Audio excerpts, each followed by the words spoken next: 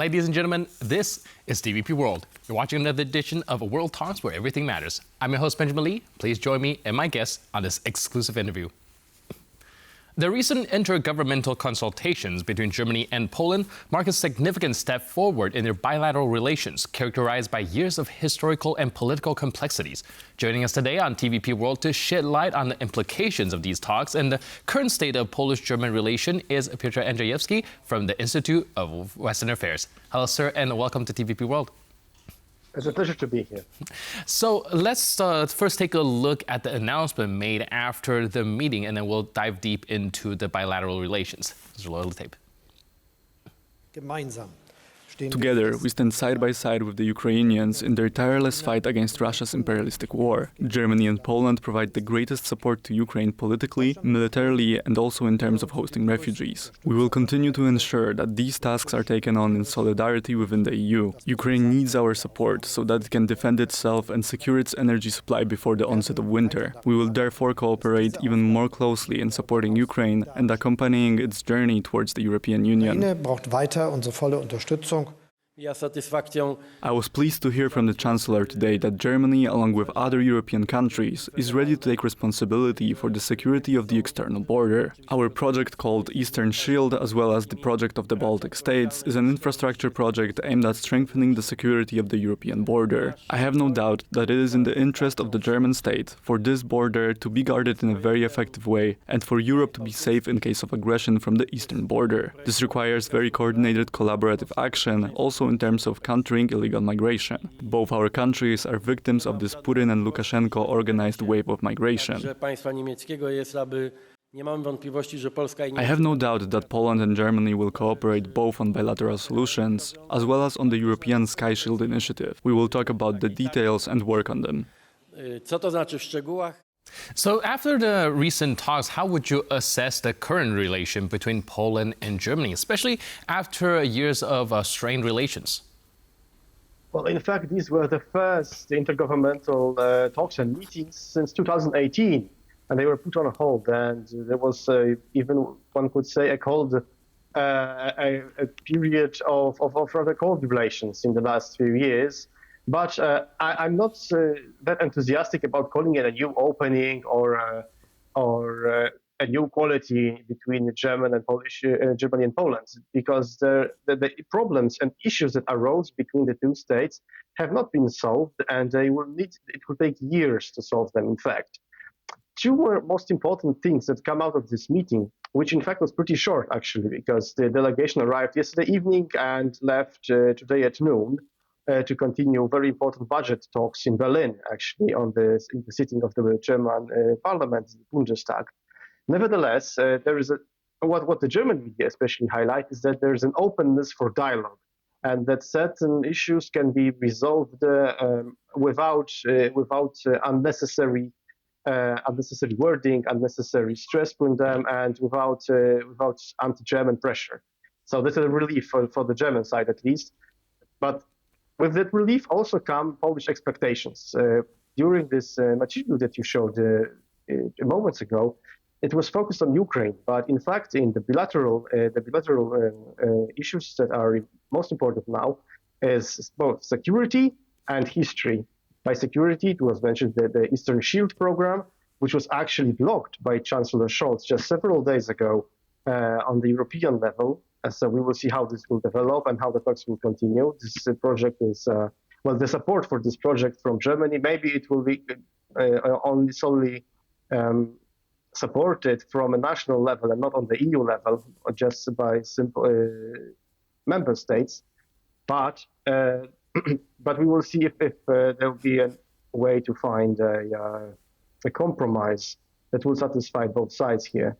Because Germany is reluctant to fund any defense spendings that will go outside of Europe and will not support the German or French or other European defense industries. So this is one of the political goals of Germany.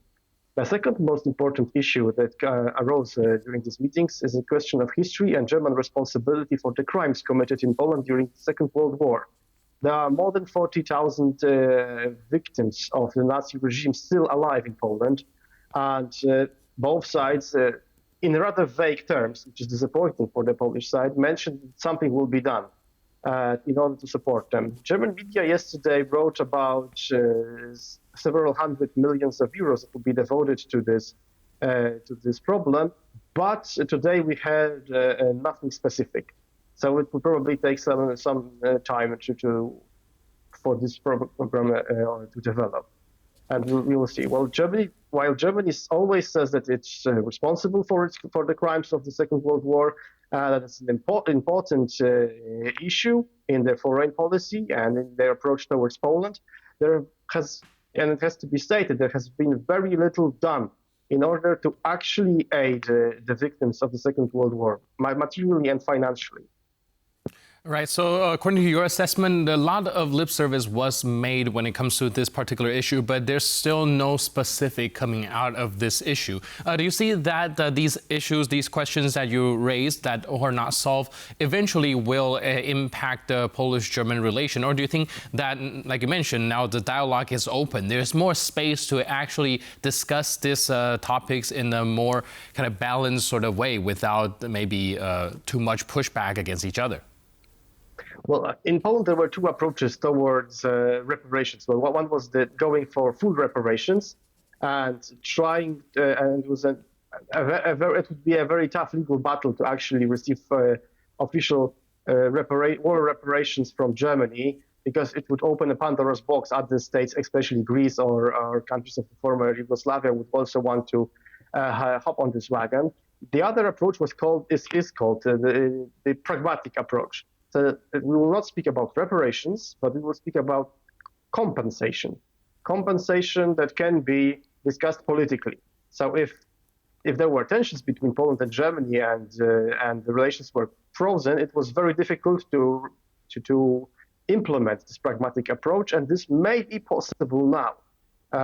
But as I said, the Polish Prime Minister mentioned that it's a matter of months, not years, because the majority of the victims are very old and time is of the essence here, but we will see how it develops. Well, I think it's like Germany is passing the ball now to the Polish side to propose something more specific, and well, we'll see how it develops, and we just need to monitor the progress of the talks on the compensation for Polish victims of the Nazi regime.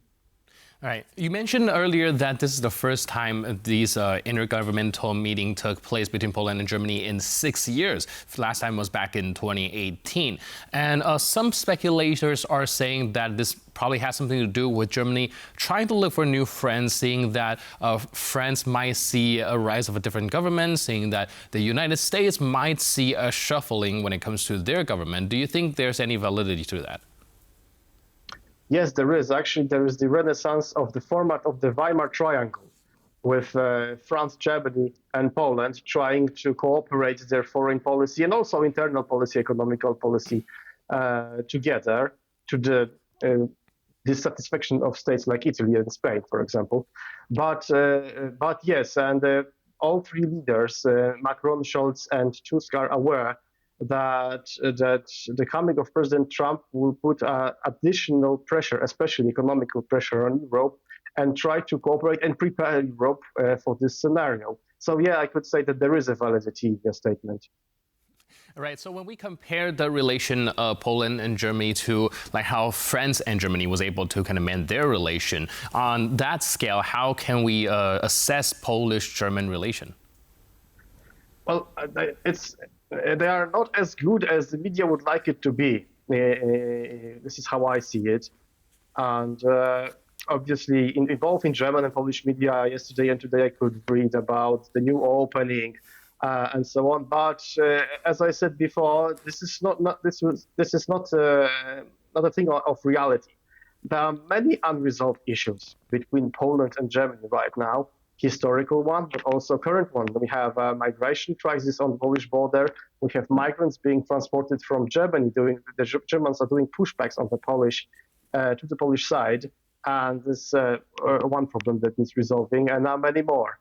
And there's the economical policy within the EU, how much Germany subsidizes its economy in comparison with other states, creating an uneven field on the European single market, and so on and so on.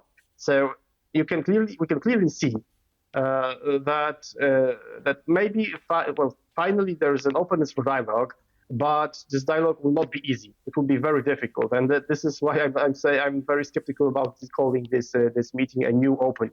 As I said, it was pretty short, actually, only several hours, so nothing really important and nothing really specific was achieved during this meeting. We will have to wait for if this will bear fruit in the future, and we can only watch and see. Right, whether or not this is a new start, new opening, or maybe just an afterthought, we'll, like you mentioned, have to find out later. Meanwhile, thank you so much for your input and insight. Really appreciate it. Thanks for being with us on TVP World. Our guest is Piotr Andrzejewski from the Institute for Western Affairs. Thank you, sir. Thank you very much. And with that, we conclude this edition of our interview. But for more news, update, and commentary, please stay tuned to TVP World.